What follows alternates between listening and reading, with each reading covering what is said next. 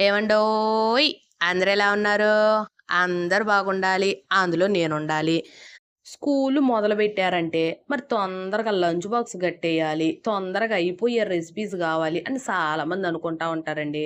మరి తొందరగా అయిపోవాలని చూత్తారు గానీ, మరి ప్రోటీన్స్ ఉంటాయా? లేవా? దాంట్లో అని చూడట్లేదండి.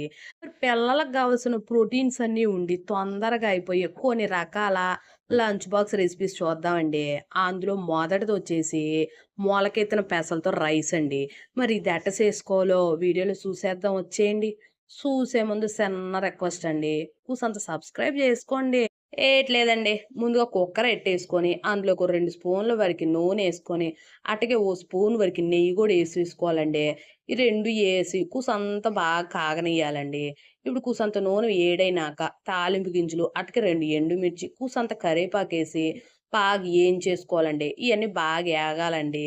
ఇటంతా బాగా ఏగిన తర్వాత ఉల్లిపాయ ముక్కలు, అట్టగే 4, 5 వెల్లుల్లి సన్నగా కట్ జేసి ఏసేసుకొని, ఇయి బాగా ఏంచుకోవాలండి. మరీ ఎర్రగా ఏగక్కర్లేదండి. కూసంత మెత్తబడితే సరిపోయిద్దిలెండి. ఇయి ఏగడానికి ఓ 2 నిమిషాలు పట్టిద్దండి. ఏగిపోయిన తర్వాత ఇందులోకి మొలకెత్తిన పెసలేసుకుందాం అండి. రాత్రి పూట నానబెట్టుకొని, పొద్దున పూట వడగట్టేసి, దాని మీద తడిగుడ్డెట్టేత్తే మొలకలొచ్చేత్తయండి. ఈటిని ఒక కప్పు వరకు ఏసేసుకోవాలండి. ఇప్పుడు ఏసేసి ఒక 2 నిమిషాలు ఏంచుకుంటే కూసంత పచ్చి వాసన ఉంటది గదండీ! పచ్చి వాసన పోయిద్దండి. అది పోయేదాకా ఓ 2 నిమిషాలు ఏంచుకుంటే సరిపోయిద్దండి. మరీ ఎక్కువ అవసరం లేదండి. ఏంచేసుకున్న తర్వాత ఇందులోకి కూసంత పసుపు, కారం, అటగే మిరియాల పొడి, ధనియాల పొడి, కూసంత గరం మసాలా ఏసేసుకొని, ఈ పొళ్ళన్నీ ఏగేదాకా కూసంత ఏంచుకోవాలండి. ఒక్క 5 నిమిషాలు అంతకు మించి అవసరం లేదండి.